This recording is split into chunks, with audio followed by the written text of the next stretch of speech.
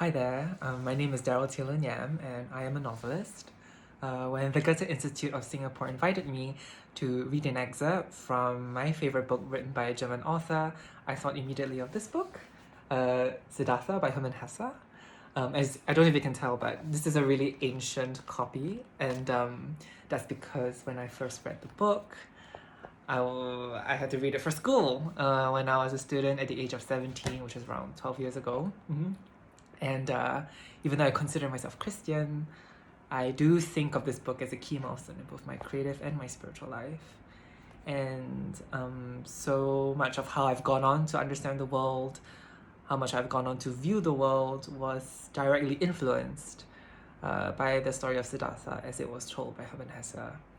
And the excerpt I'll be reading today draws from the exact moment towards the end of the book, when the ferryman Vasudeva implores Siddhartha to literally listen to the oneness of life by the river.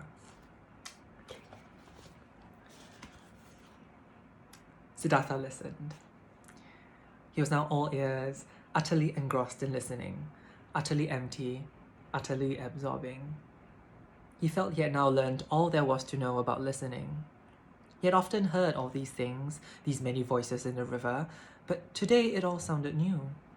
He could no longer distinguish the many voices, the cheerful from the weeping, the children's from the men's. They all belonged together. The lament of the knowers learning and laughing, the screaming of the angry, the moaning of the dying, everything was one. Everything was entwined and twisted, was interwoven 1,000-fold. And all of it together, all voices, all goals, all yearnings, all sufferings, all pleasures, all good and evil. The world was everything together. Everything together was the river of events, was the music of life. And when Siddhartha listened attentively to this river, listened to the song of 1,000 voices, when he did not listen to sorrow or laughter, when he did not bind the soul to any one voice and did not enter them with his ego, but listened to all of them, heard the wholeness, the oneness, then the great song of 1,000 voices consisted of a single word, which was Om, perfection. Radiant was Vasudeva's smile. It hovered, luminous, over all the wrinkles in his old face, just as the Om hovered over all the voices of the river.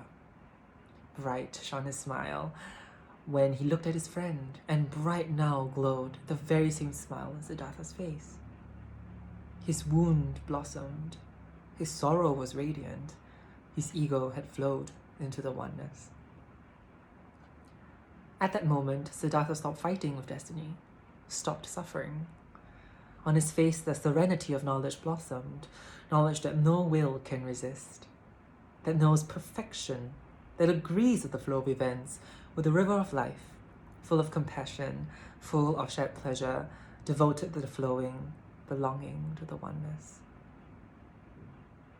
When Vasudeva rose from his seat on the river bank, when he looked into Siddhartha's eyes and saw the radiant serenity of knowledge, he touched Siddhartha's shoulder lightly, in his cautious and tender way, and said, "I've waited for this moment, dear friend. Now it has come. Let me go. I've waited and waited for this moment. I was Vasudeva the ferryman for years and years. Now it is enough. Farewell hut, farewell river, farewell Siddhartha."